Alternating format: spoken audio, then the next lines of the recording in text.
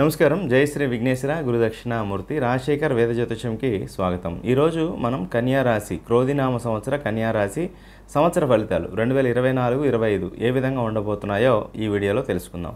ఇక్కడ ముఖ్యంగా కన్యా రాశికి ఈ సంవత్సరం ఎలా ఉండబోతుంది, ముఖ్యంగా భాగ్యస్థానంలో ఉన్నటువంటి గురువు ఇచ్చేటటువంటి ఫలితాలు ఎలా ఉండబోతున్నాయి, జన్మంలో ఉన్నటువంటి కేతు రాహువులు ఎటువంటి ఫలితాలు ఇవ్వబోతున్నారు, షష్టంలో ఉన్నటువంటి శని, మిగిలిన గ్రహ సంచారం ఏ విధంగా ఉంది, వ్యాపారస్తులకు ఎలా ఉంది, లేకపోతే కళాకారులకు ఎలా ఉంది, క్రీడాకారులకు ఎట్లా ఉంది, నెక్స్ట్ బిజినెస్ చేసేటటువంటి వాళ్ళకి ఎలా ఉంది, ఉద్యోగం చేసుకునేటటువంటి వాళ్ళకి ఏ విధంగా ఉంది, మొత్తం అన్ని విషయాలు కూడా తెలియజేస్తాను. దాంతోపాటు ఒక ముఖ్యమైనటువంటి విశేషమైనటువంటి పరిహారం కూడా తెలియజేస్తాను.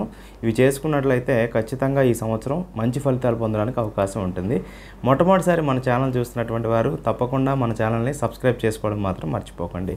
కన్యా రాశి అనేప్పటికీ మనకి ఉత్తర 2, 3, 4 పాదాలు, హస్త 4 పాదాలు, దాంతోపాటు చిత్త 1, 2 పాదాలు ఉన్నటువంటి వాళ్ళు ఈ యొక్క కన్యా రాశిలోకి రావడం జరుగుతుంది.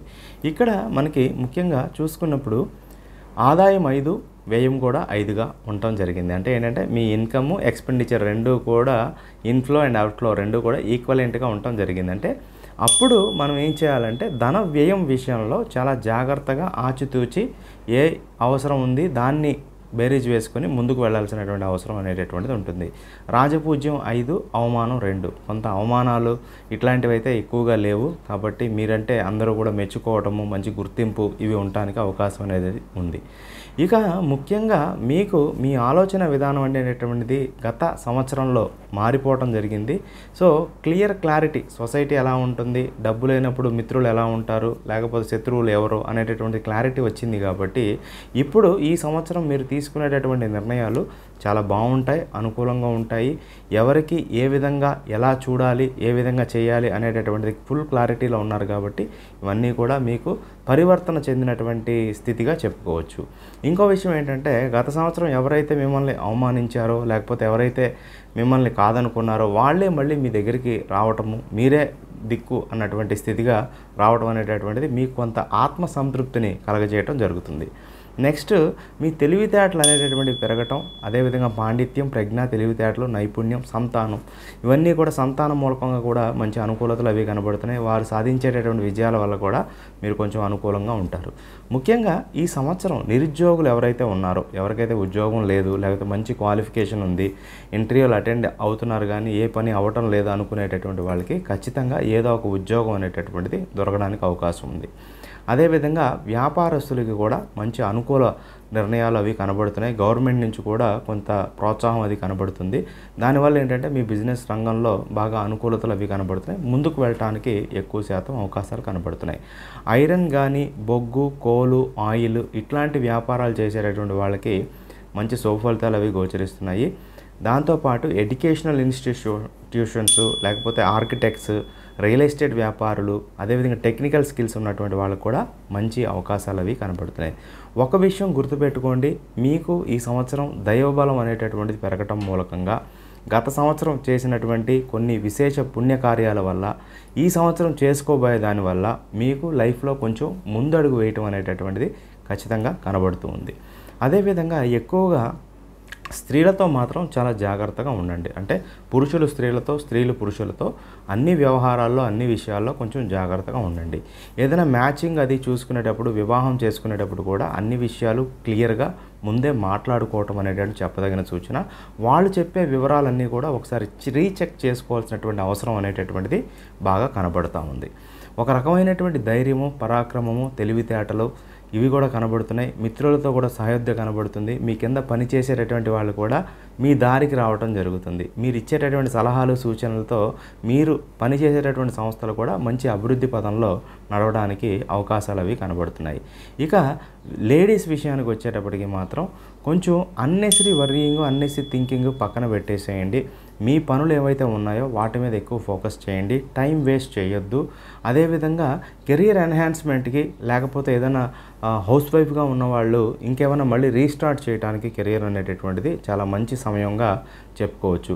మీకు మిత్రుల నుంచి, స్నేహితుల నుంచి లేకపోతే మీ బ్రదర్స్ కానీ సిస్టర్స్ నుంచి కానీ ఏదైనా ఆఫర్ అది రావటం, దాన్ని మీరు ఖచ్చితంగా జాగ్రత్తగా యూటిలైజ్ చేసుకుంటే మళ్ళీ మీరు ఒక దారిలో పడటం అనేటటువంటిది, ఒక కెరియర్ పాత్ అనేటటువంటిది స్టార్ట్ అవ్వటం అనేటటువంటిది కనబడుతూ ఉంది.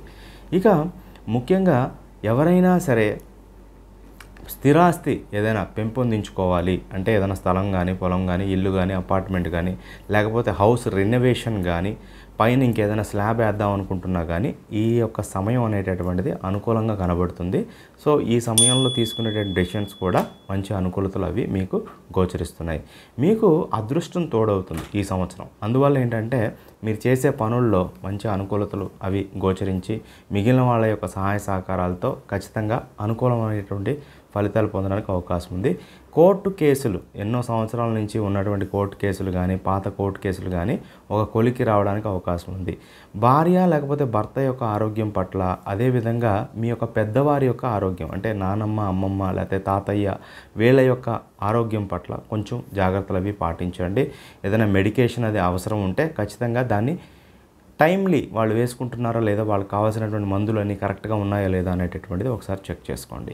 కాళ్ళకి సంబంధించిన, మోకాళ్ళకి సంబంధించిన back pain, neck pain, shoulder pain, దాంతోపాటు ఈఎన్టీ రిలేటెడ్ ఐస్ మాత్రం జాగ్రత్తగా ఉండండి. ఈ యొక్క ఎలక్ట్రానిక్ గాడ్జెట్స్కి కొంచెం దూరంగా ఉండటానికి, ఐసోలేట్ అవ్వడానికి, చక్కగా మిమ్మల్ని మీరు రీఇన్వెంట్ చేసుకోవడానికి ఈ కాలం అనేటటువంటిది చాలా అత్యుత్తమైనటువంటిదిగా చెప్పుకోవచ్చు. కొత్త వ్యాపారం ప్రారంభించాలి అని అనుకునేటువంటి వాళ్ళు కూడా ఈ యొక్క సంవత్సరం అనేటటువంటిది అనుకూలంగా ఉంది. కాకపోతే స్ట్రాటజీస్తో మంచి అనుకూలమైనటువంటి ఎగ్జిక్యూషన్తో ముందుకు వెళ్ళండి. మంచి సుఫలితాలు అవి గోచరిస్తూ ఉన్నాయి. ముఖ్యంగా కుజదశ కానీ లేకపోతే రవి దశ కానీ జరుగుతున్నటువంటి వాళ్ళు, రాహుకేతు దశ అంతర్దశలు జరుగుతున్నటువంటి వాళ్ళు ఖచ్చితంగా మీ యొక్క జాతకాన్ని పరిశీలన చేయించుకోండి. మేము చెప్పేటటువంటి పరిహారాలు అవి కూడా ఫాలో అవ్వండి. అదేవిధంగా ఎవ్రీ మంత్లీ కూడా రాశిఫలాలు అవి చేస్తున్నాం. సో వాటిని కూడా తప్పకుండా వీక్షించండి. ఏదైనా ముఖ్యమైన పనులు, ముఖ్యమైన నిర్ణయాలు, ఏదైనా పెద్ద పనులు చేసేటప్పుడు మాత్రం మీ యొక్క వ్యక్తిగత జాతకాన్ని ఒకసారి పరిశీలన చేసుకొని ముందుకు వెళ్ళండి. గ్రహస్థితులు అనుకూలంగా ఉన్నాయి, దాన్ని మీరు యూటిలైజ్ చేసుకొని ముందుకు వెళ్ళండి. అంతేగాని మనం ఇంట్లో కూర్చొని మనకి డబ్బులు వచ్చి పడాలంటే పడవు కదా. మీరు చేసే స్వయం కృషికి దైవబలం యాడ్ అవ్వాలి. ఆ దైవబలం యాడ్ అయితే ఖచ్చితంగా డెవలప్మెంట్ అనేటటువంటిది ఉంటుంది. ఇప్పుడు ఉదాహరణకి 35 మార్క్స్ పాస్ మార్క్ అనుకున్నప్పుడు మీకు 33 వచ్చినాయి. కాకపోతే ఒక క్వశ్చన్ రాంగ్గా ఇచ్చాము, దానికి 2 మార్క్స్ యాడ్ చేస్తున్నామంటే దట్ ఈస్ దైవబలం. ఆటోమేటిక్గా మీకు విష్ణుమూర్తి వచ్చి చక్కగా దర్శనం అనేటటువంటిది ఇవ్వటం చాలా దుర్లభం, ఎవరికో తప్పితే. అందువల్ల ఏంటంటే వీటిని చక్కగా తీసుకొని మంచిగా దాన్ని యూటిలైజ్ చేసుకుంటూ ఈ యొక్క దైవ మార్గంలో నడుస్తూ ముందుకు వెళితే కన్యా రాశికి మంచి అనుకూలమైనటువంటి కాలంగా ఈ సమయాన్ని చెప్పుకోవచ్చు. ఆల్ ది బెస్ట్ కన్యా రాశి. శుభం.